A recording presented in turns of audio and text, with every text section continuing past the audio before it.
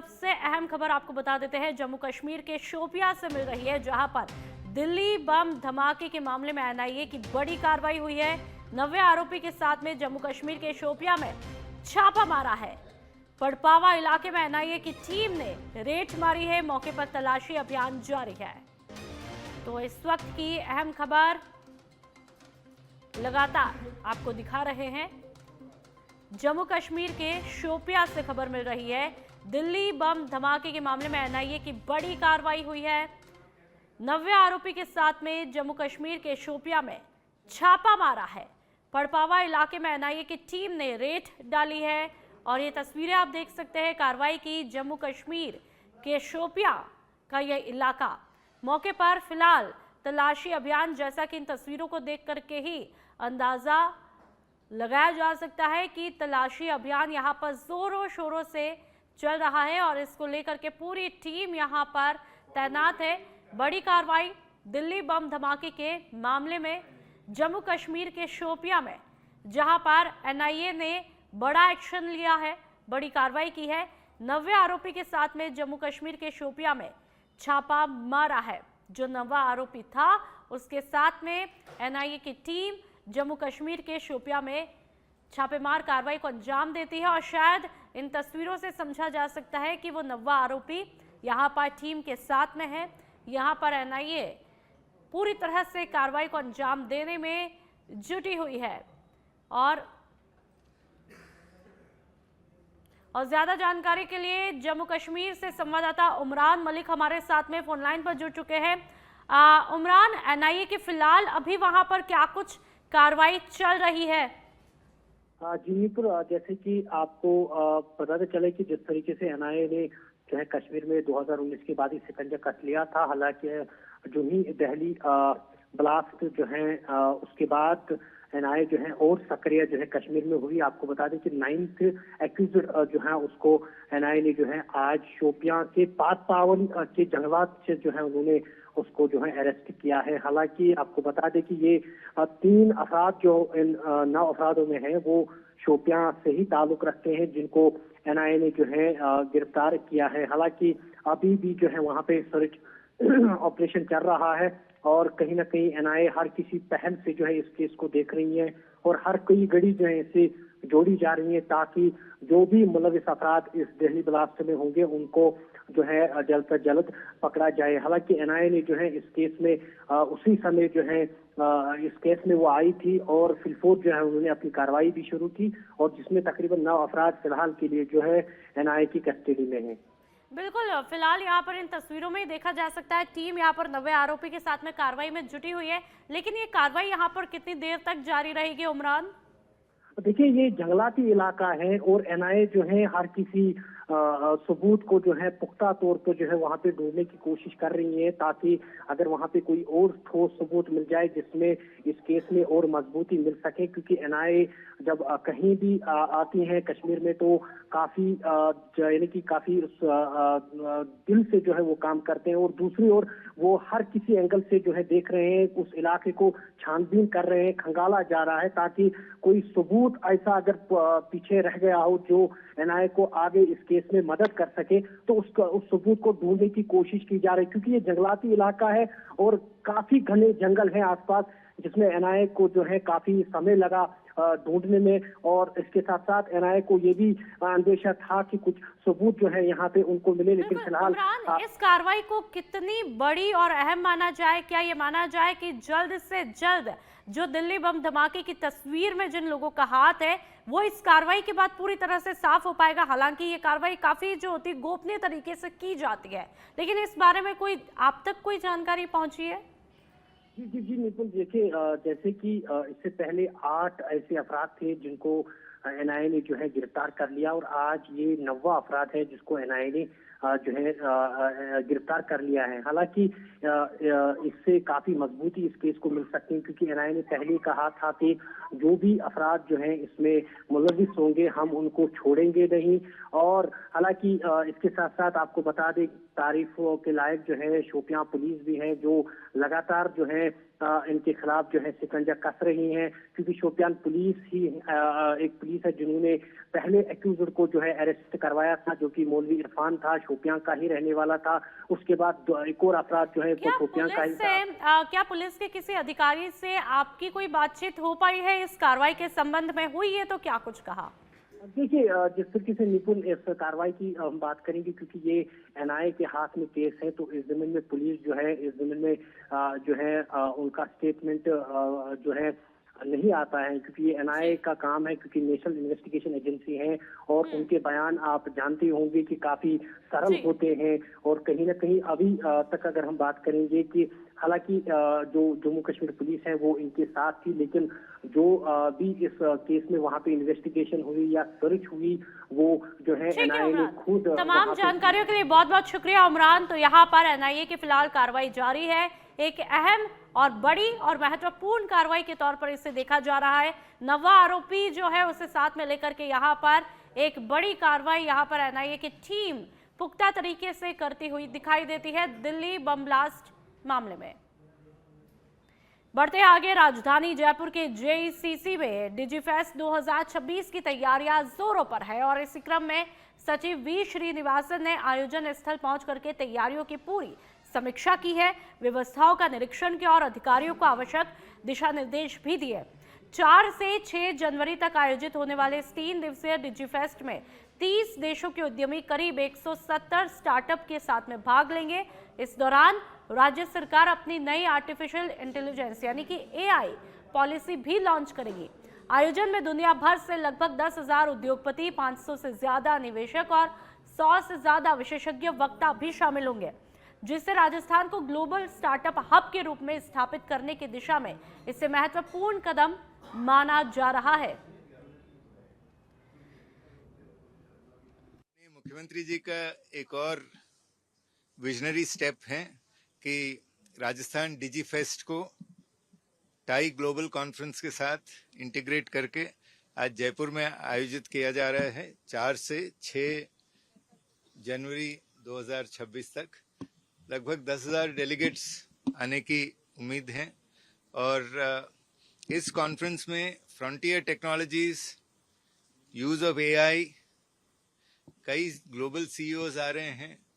Theme of the conference है technology, growth and industry और technology, growth and sustainability.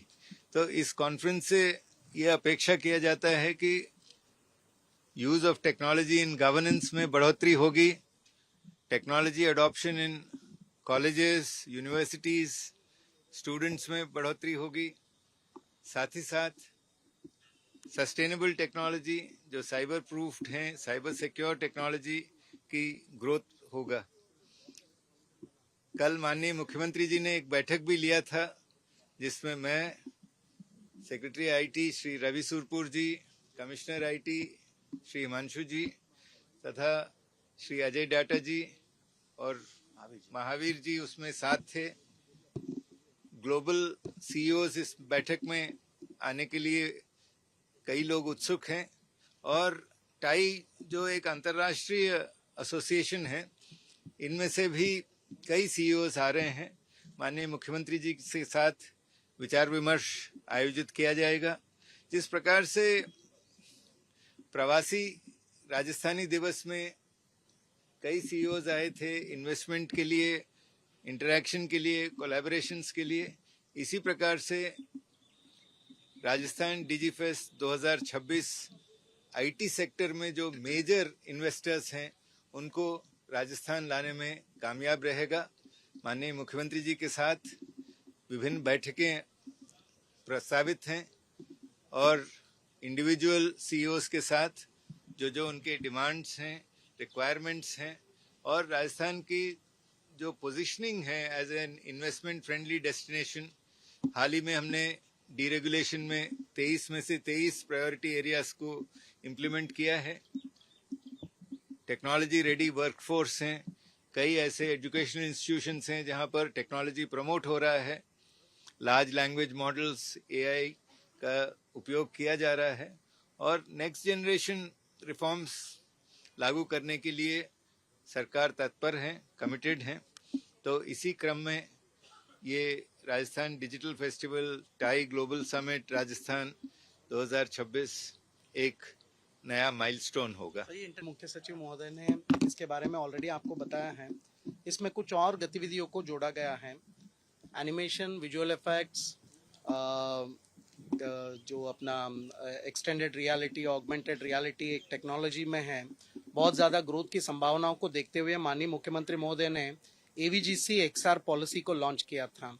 Film festival में भी उस थीम के साथ साथ फिल्म फेस्टिवल में अनेक दिग्गज आएंगे, मेंटर्स आएंगे, मास्टर क्लासेस लिया जाएगा, थीमेटिक सेशंस होगा। एक कॉमिकॉन एक बहुत बड़ा एक आयोजन होता है जो आज के तारीख में जयपुर में आज तक आयोजित नहीं हुआ है। वो भी एक तरह से हमारे एक AVGC पॉलिसी जो है उसी के लिए एक पूरक रहेगा। Rajasthan RIPS policy, AVGC policy, MSME policy, data centre policy और 6 तारीख को माननीय मुख्यमंत्री जी के कर कमलों से all because of government support, ये सरकार के सपोर्ट की वजह से बिना संभव नहीं था। Chief secretary sir, CM sir अगर 1 तारीख को टाइम दे रहे हैं, ये इस बात का प्रमाण है कि सरकार कितनी चिंतित है यहाँ के व्यापारियों के लिए, स्टार्टअप्स के लिए और यहाँ के एनवायरनमेंट के लिए। एक बहुत बड़ा इवेंट हो रहा है। साथ में एक चीज और ऐड करना चाहूंगा, AI की रीजनल समिट भी हो रही है 6 तारीख को, जो कि एक विश्व के लिए बहुत बड़ी टेक्नोलॉजी है। और राजस्थान को CM सर ने डायरेक्शंस दिए हैं कल कि इसको एक इस तरीके का स्तर बनाया जाए कि राजस्थान स्टार्टअप्स के लिए और AI के लिए हमारा सबसे ऊपर रहे स्टेट, और उसके लिए जो एनवायरनमेंट चाहिए उसका पूरा सर ने कमिटमेंट किया है।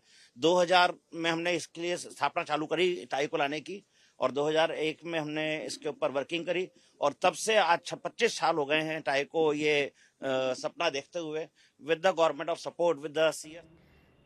और जयपुर से एक और खबर, SI भर्ती 2025 में आयु सीमा छूट का मामला सुप्रीम कोर्ट पहुंचा है। आयु सीमा में छूट को लेकर याचिका सुप्रीम कोर्ट में दायर की गई। अगले सप्ताह सुनवाई की प्रबल संभावना है। याचिकाकर्ताओं की तरफ से अधिवक्ता हरेंद्र नील पैरवी करेंगे। SI भर्ती 2021 के विवादों के चलते ये आयु सीमा छूट मांगी गई। पहले एकल पीठ ने अभ्यर्थियों को राहत दी थी, बाद में खंडपीठ ने एकल पीठ के आदेश पर रोक लगा दी। राहत न मिलने पर अभ्यर्थियों ने सुप्रीम कोर्ट का रुख किया।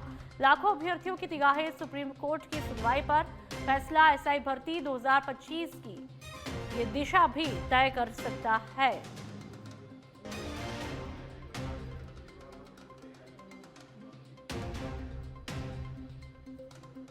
तो लगातार आपको ये खबर महत्वपूर्ण जानकारी दिखा रहे हैं। जयपुर से खबर, SI भर्ती 2025 में आयु सीमा छूट का जो पूरा मामला है वो सुप्रीम कोर्ट की चौखट जा पहुंचा है। SI भर्ती 2025 में आयु सीमा छूट का मामला अब सुप्रीम कोर्ट की चौखट पर पहुंचा है। और इस पर ज्यादा जानकारी के लिए संवाददाता कुणाल भटनागर हमारे साथ में फोन लाइन पर जुड़ चुके हैं। कुणाल, अब सबकी निगाहें सुप्रीम कोर्ट के फैसले पर होगी, लेकिन एक बार फिर से आपसे समझना चाहेंगे ये आयु सीमा छूट का पूरा मसला आखिरकार है क्या, और इसका क्या असर सुप्रीम कोर्ट के फैसले पर सबकी निगाहें? देखिए, आपको बता दें कि लगातार जो सरकार ने 1000 से ज्यादा पदों पर भर्ती निकाली है, उसमें क्योंकि 2021 की जब सब इंस्पेक्टर भर्ती हुई थी तो उसमें बड़े स्तर पर पेपर लीक की बात सामने आई थी। ऐसे उस पेपर लीक के कारण कई युवाओं का सिलेक्शन नहीं हो पाया था। ऐसे में अब जो भर्ती निकली है उसमें आयु सीमा है उसमें छूट देने की यहाँ पर मांग की जा रही है, क्योंकि 2021 के बाद अब ये जो 2021 के बाद अब ये जो भर्ती 2026 में होने जा रही है, ऐसे में जो युवा चाहते हैं कि 21 में जो फर्जीवाड़ा हुआ था उसके कारण उनका सिलेक्शन नहीं हो पाया था, ऐसे में उनको छूट देकर 2026 की जो भर्ती है उसमें जो है उनका जाए और आयु सीमा में छूट दिया जाए। हालांकि हाईकोर्ट ने जो है इस पर डिसीजन दिया, हाईकोर्ट ने जो डिसीजन दिया उसके खिलाफ इस पूरे मामले को लेकर जो युवा है वो सुप्रीम कोर्ट में अपील दायर कर रहे हैं। ठीक है कुणाल, आप हमारे साथ में बने रहिए। तो अब सुप्रीम कोर्ट के फैसले पर सबकी निगाहें टिकी हुई है कि आखिरकार क्या कुछ फैसला आता है, अभ्यर्थियों के हक में होगा या नहीं, इस पर निगाहें। चलिए अगली खबर की बात करेंगे। राजस्थान कर्मचारी चयन बोर्ड की शिक्षक भर्ती परीक्षा की तिथि जारी की है। 17, 18, 19 और 20 जनवरी 2026 को परीक्षा होगी। 17 जनवरी को प्राइमरी टीचर लेवल फर्स्ट सामान्य की परीक्षा, 20 जनवरी को primary teacher level first Sanskrit की परीक्षा, बाकी तिथियों में उच्च प्राथमिक शिक्षा का लेवल 2 की परीक्षा, थर्ड ग्रेड, लेवल फर्स्ट और लेवल सेकंड के कुल 7,759 पद, लेवल फर्स्ट में 5,636 और लेवल सेकंड में 2,123 पद निर्धारित नवंबर माह में लिए गए थे। भर्ती के आवेदन केवल रीट पात्रता परीक्षा उत्तीर्ण अभ्यर्थी ही पात्र है। और लगातार खबर आपको दिखा रहे हैं और इस पर ज्यादा जानकारी के लिए लगातार हमारे साथ में संवाददाता कुणाल इस वक्त बने हुए। कुणाल, पूरा एग्जाम का स्केड्यूल हमारे सामने आ चुका है। राजस्थान कर्मचारी चयन बोर्ड की ये शिक्षक भर्ती परीक्षा का पूरा स्केड्यूल, क्या कुछ ताजा अपडेट है, ये आप डिटेल में बताइए। देखिए, आपको बता दें कि राजस्थान कर्मचारी चयन बोर्ड के द्वारा जो तमाम तैयारियां हैं, क्योंकि 2026 के जनवरी माह में ये जो कर्मचारी चयन बोर्ड की पहली बड़ी भर्ती हो रही है साल की, जिसका आयोजन कर्मचारी चयन बोर्ड द्वारा करवाया जा रहा है। 17 तारीख से 20 तारीख तक जो है इस भर्ती परीक्षा का जो आयोजन है वो 7 पारियों में होगा और इसमें जो अलग अलग हैं थर्ड ग्रेड, लेवल 1 और लेवल 2 के कुल जो है 7,759 पदों पर जो ये भर्ती है वो होने जा रही है। और क्योंकि इसके जो फॉर्म है वो नवंबर माह में भरवा लिए गए थे और लगभग 9.5 लाख जो अभ्यर्थी हैं वो इसमें अपना भाग्य आजमाएंगे, तो इसको लेकर जो कर्मचारी चयन बोर्ड है उसके द्वारा जो है तमाम तैयारियां पूर्ण कर ली गई हैं और सुरक्षा के बीच जनवरी माह में ये बड़ी परीक्षा का आयोजन होने जा रहा है। ठीक है कुणाल, तमाम जानकारियों के लिए बहुत बहुत शुक्रिया।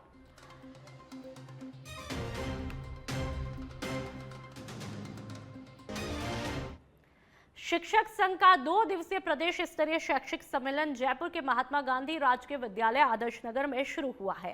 प्रदेश भर से हजारों शिक्षक इसमें भाग ले रहे हैं। सम्मेलन में शिक्षा व्यवस्था, शिक्षार्थियों और शिक्षकों से जुड़ी समस्याओं पर मंथन भी किया जा रहा है। शिक्षा में गुणात्मक सुधार के प्रस्ताव कल पारित करके राज्य सरकार को भेजे जाएंगे।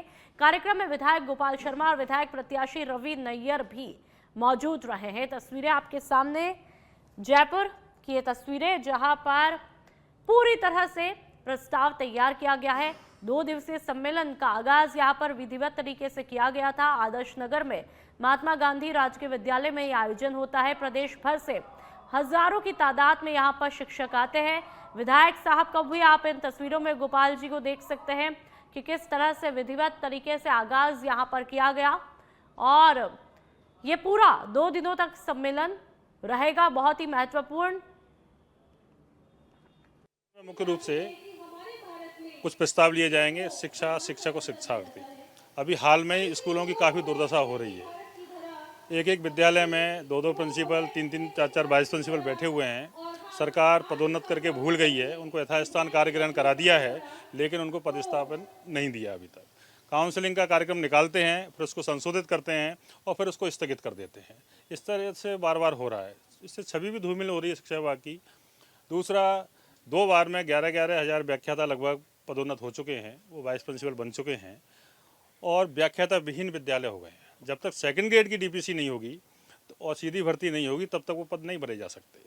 तीसरा, मेन महात्मा गांधी विद्यालयों में जो इन्होंने पदस्थापन किया वहाँ पद नहीं थे। अब उनका वेतन दूसरे विद्यालयों से उठ रहा था। अब वो वेतन जो किसी का ग्रामीण से उठ रहा है तो उसका जो मकान किराया है उसको उन्होंने रिकवरी निकाल दी है। ये बिल्कुल अन्याय है उनके साथ। वो चयन होके आए हैं, वो इंटरव्यू से आए हैं, उन्होंने लिखित परीक्षा दी है और आपने उनको जब वहाँ लिया है उसके बाद उनका वेतन रिकवर कर रहे हैं। 3 साल हो गए विद्यालयों को क्रमोन्नत हुए, उन विद्यालयों में जो शिक्षक हैं वेतनों के लिए भटक रहे हैं, वहाँ पद नहीं दिए गए अभी तक। तो इस तरह की जो व्यवस्थाएं हो रही हैं। थर्ड ग्रेड की डीपीसी है, 7 साल होने जा रहे हैं, अभी तो थर्ड ग्रेड की डीपीसी नहीं हुई। बहुत सारे हमारे शिक्षक साथी तो थर्ड ग्रेड से रिटायर हो गए इस उम्मीद में कि कब हमारा प्रमोशन होगा, उनकी नहीं हो पा रही है। ट्रांसफ़र का मेन इशू है, ट्रांसफ़र आप खोलते नहीं है। कुछ एक ट्रांसफ़र जो कर रहे हैं, किनके कर रहे हैं आप? बैन लगा हुआ है, एप्लीकेशन मांगी नहीं जाती हैं और ट्रांसफ़र हो जाता है। उसमें उनको स्वेच्छा, अगर टीएडीए नहीं दे है तो यानी स्वेच्छा से हो रहा है, तो किसके हो रहे हैं, कौन कर रहा है ऐसे ट्रांसफ़र? तो इस तरह की जो चीज़ें हैं ये सारे हम प्रस्ताव बनाएंगे। आज राजस्थान शिक्षक संघ सियाराम का राज्य स्तरीय 2 दिवसीय शिक्षक सम्मेलन प्रारंभ हो चुका है। इसमें पूरे राजस्थान से हजारों की तादाद में शिक्षक मौजूद है। आज हमारे यहाँ पर जो भी शिक्षकों की वर्तमान में ज्वलंत मांगे हैं उन पर विचार किया जाएगा। एक मांग पत्र तैयार किया जाएगा, मांग पत्र बनाकर सरकार के सामने प्रस्तुत किया जाता है। हर साल की तरह इस साल भी राज्य स्तरीय शिक्षक सम्मेलन समारोह हो रहे हैं। इसमें शिक्षकों की बहुत सारी मांगे आएगी, जैसे कि डीपीसी लंबित है। वर्तमान में third grade teacher, second grade teacher और वाइस प्रिंसिपल जैसी कई पदोन्नति अटकी हुई है।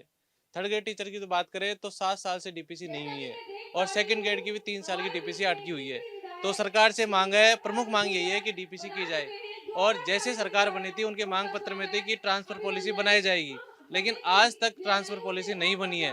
थर्ड ग्रेड इंतजार। और जयपुर की फिर से बात करेंगे। रोजगार दिलाने के नाम पर युवाओं से लूट करने वाली शातिर गैंग का जयपुर पुलिस ने पर्दाफाश कर दिया है। ब्रह्मपुरी थाना पुलिस ने कार्रवाई करते हुए गैंग के मुख्य सरगना उदय मेहरा समेत 6 आरोपियों को गिरफ्तार किया है। पुलिस ने आरोपियों के कब्जे से लूटे गए 1 लाख रुपए नकद और पीड़ित का मोबाइल फोन भी बरामद किया है। पुलिस के मुताबिक 1 जनवरी 2026 को पीड़ित ने रिपोर्ट दर्ज करवाई थी कि उसे काम दिलाने के बहाने जल महल इलाके में बुलाया जाता है, जहां पर आरोपियों ने उसके साथ जमकर मारपीट करके नकदी और मोबाइल लूट लिया। मामले की गंभीरता को देखते हुए विशेष टीम बनाई गई। सीसीटीवी फुटेज, तकनीकी विश्लेषण और मुखबिर सूचना के आधार पर पुलिस ने सभी आरोपियों को धर दबोचा। पुलिस अब आरोपियों से गहन पूछताछ कर रही है। और अब बात सवाई माधोपुर की। कांग्रेस महासचिव प्रियंका गांधी वाड्रा बुधवार को चौथे दिन रणथंभौर प्रवास समाप्त करके परिवार सहित दिल्ली के लिए रवाना हो गई। प्रियंका गांधी सड़क मार्ग से करीब 15 गाड़ियों के काफिले में दिल्ली रवाना हुई। तस्वीरें आपके सामने है, जिसमें रॉबर्ट वाड्रा के साथ उनकी बेटी, बेटा और बहू भी शामिल रही। रणथंभौर दौरे के दौरान गांधी वाड्रा परिवार ने अलग अलग पारियों में रणथंभौर नेशनल पार्क का भ्रमण किया और बाघिन वृद्धि सहित उसके शावकों की अटखेलियों को भी देखा। काफिले के रवाना होते ही पुलिस और प्रशासन दोनों अलर्ट रहा। आपको बता दें, ये कोई पहली दफा नहीं है जब गांधी परिवार यहाँ पर आता है। खासतौर पर मैं बात कर रही हूँ रॉबर्ट वाड्रा की फैमिली की। यहाँ पर अक्सर वो आते रहते हैं।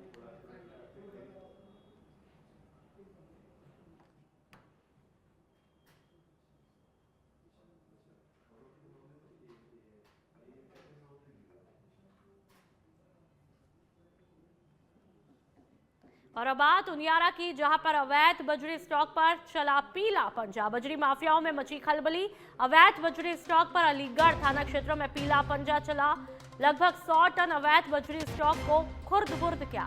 सख्त कार्रवाई के चलते बजरी माफियाओं में खलबली यहां पर देखने को मिली है और लगातार कार्रवाई का पीला पंजा भी यहां पर चलता है, जिसके चलते आप देखिए तमाम आरोपी जिनके चेहरों पर नकाब है, काम ऐसे लेकिन फिर भी यहाँ पर जो कार्रवाई होती है उसमें चेहरा जिस तरह से नकाब में दिखाया जाता है, लेकिन जो गुनाह है वो नकाब से बाहर ही रहते हैं। और ऐसे में इस कार्रवाई के बाद ये बजरी माफियाओं में लगातार खलबली मची हुई है।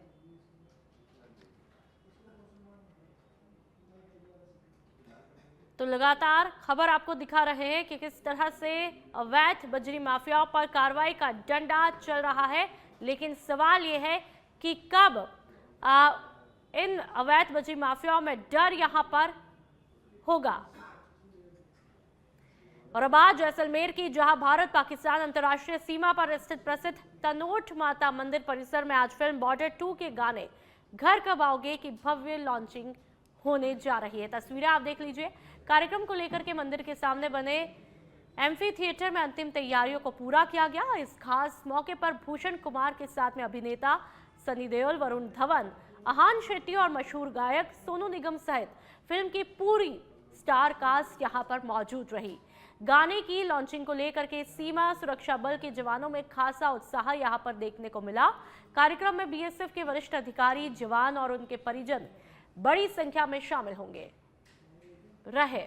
कुछ ही देर में बॉर्डर 2 की स्टार कास्ट कार्यक्रम स्थल पर पहुंचने वाली है, जिससे माहौल पूरी तरह देशभक्ति के रंग में रंग गया है। तो ये तस्वीरें सिर्फ बॉर्डर फिल्म को लेकर के जो उत्साह है उसको नहीं बताती, क्योंकि जाहिर सी बात है बॉर्डर फिल्म का सेकंड पार्ट आने वाला। ये फिल्म अपने आप में एक बड़ा इमोशन पहले भी रही है और उम्मीद की जा रही है, जिस तरह से चारों तरफ ये चर्चाएं हैं, ऐसे में कहीं ना कहीं देशभक्ति का रंग अभी से चढ़ता हुआ दिखाई दे रहा है।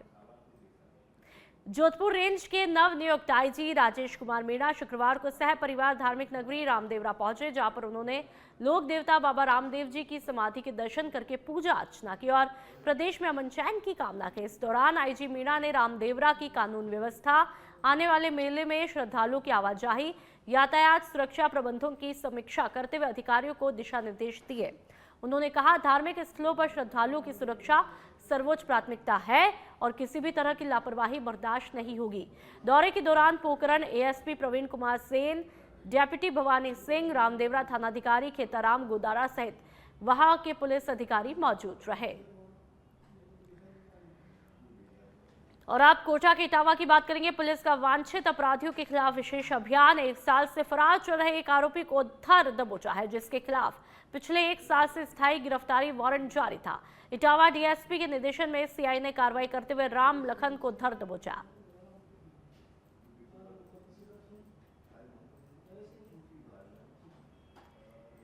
तो लगातार तस्वीरें आपको बता रहे हैं।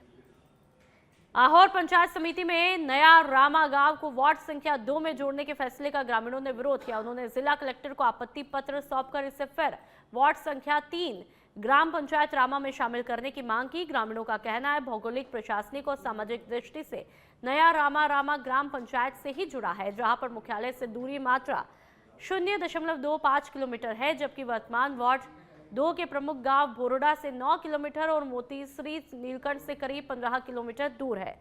विरोध के दौरान आहोर विधानसभा प्रत्याशी सरोज चौधरी और कई ग्रामीण मौजूद थे।